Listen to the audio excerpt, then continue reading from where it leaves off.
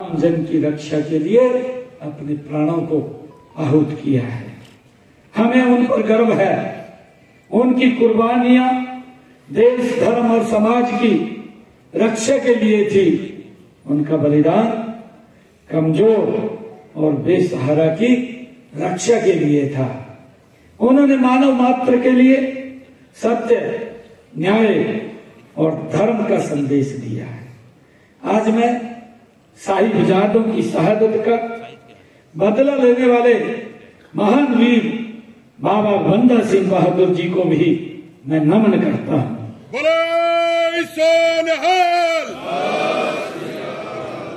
वे पहले ऐसे सिख सेनापति हुए जिन्होंने मुगलों के अजय होने के भ्रम को तोड़ा।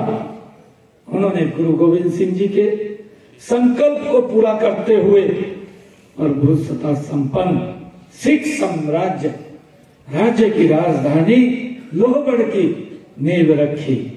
और मुझे ये बड़ा गर्व भी है कि वो लोहगढ़ जिस स्थान के ऊपर उन्होंने उसकी नींव रखी वो हमारे हरियाणा यमुनानगर के अंदर है, वो पवित्र भूमि।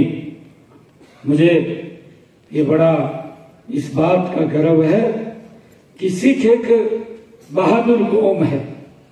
सिख धर्म ने देश को 10 महान गुरु दिए हैं। उन्होंने देश और समाज के लिए जो कुर्बानियां दी हैं, हमें उन पर गर्व है। हरियाणा की पावन धरा में श्री गुरु नानक देव जी सही सभी गुरुओं का गहरा संबंध रहा है। हिंद की चादर श्री गुरु तेग बहादुर जी के शीश को आनंदपुर साहब पहुंचाने के लिए अपना शीश देने वाले खुशहाल दहिया हरियाणा बड़ खालसा गांव के ही निवासी थे। ये हमारे लिए बड़ा गर्व है।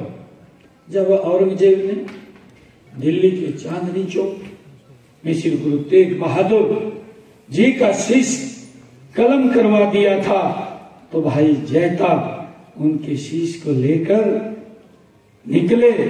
मुगल सेना उनका पीछा कर रही थी, तो उन्हें जिला सोनीपत के बड़ खालसा गांव में वो खुशहाल नाम का व्यक्ति जो गुरु का शिष्य था वो मिला और उसने उनको कहा कि मेरी जो शरीर है, मेरा जो चेहरा है वो गुरु जी से मिलता है।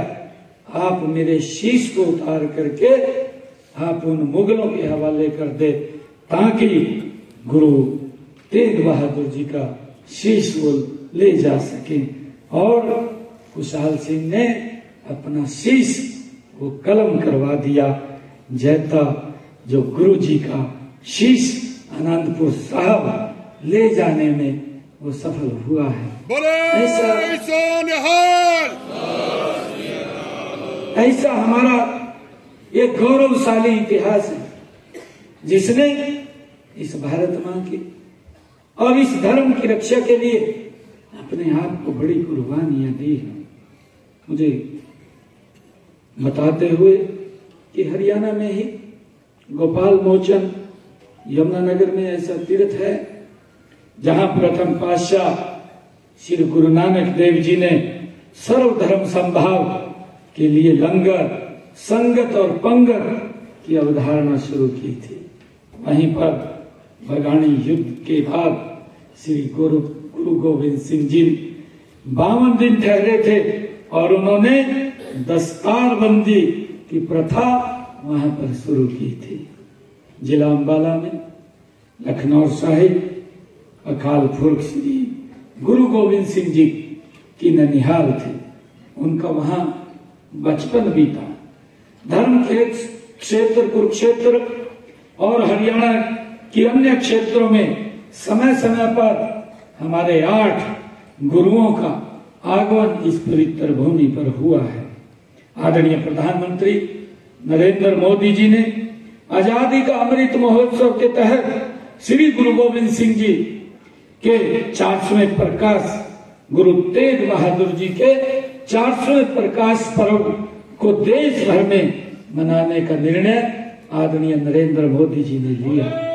मुझे खुशी है, मुझे ये भी खुशी है आप लोगों को बताते हुए इतने लंबे समय के बाद जिस स्थान के ऊपर बैठ करके गुरु तेग बहादुर जी का वो फरमान जारी किया गया था कि इनका शीश धड़ से अलग कर दिया जाए, 400 सालों के बाद गुरु तेग बहादुर जी की वो बलिदान की गाथा उसी स्थान के ऊपर बैठ करके हमें मनाने का अवसर मिला है।